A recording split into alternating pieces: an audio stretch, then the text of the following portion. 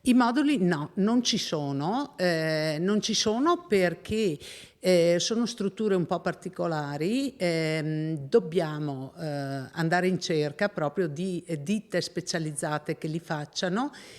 Sarà un avvio di anno scolastico particolare quello dell'era Covid, non tutti gli istituti hanno la disponibilità di spazi tali da garantire il distanziamento degli studenti e allora la provincia di Belluno da mesi sta lavorando per andare incontro ad ogni necessità. Per alcune scuole è bastato accelerare interventi di edilizia leggera, per altri come il liceo scientifico Galilei di Belluno la situazione è un po' più complicata.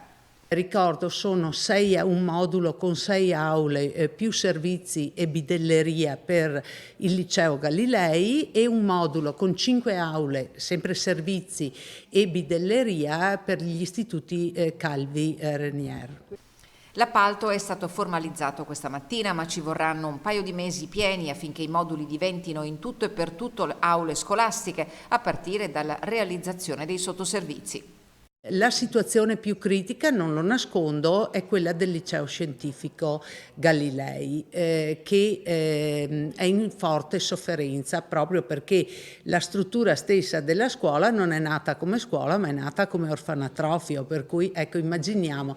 Importante l'impegno dell'amministrazione provinciale, anche dal punto di vista economico. A fronte dei 500.000 euro dei fondi PON, la provincia ha aggiunto altri 300.000 euro, ha fatto la richiesta di finanziamento per questi moduli e per queste tensostrutture e per anche altri affitti che però non sono ancora arrivati, tanto per dire questi moduli hanno un costo di oltre 1,4 milioni che la provincia anticipa.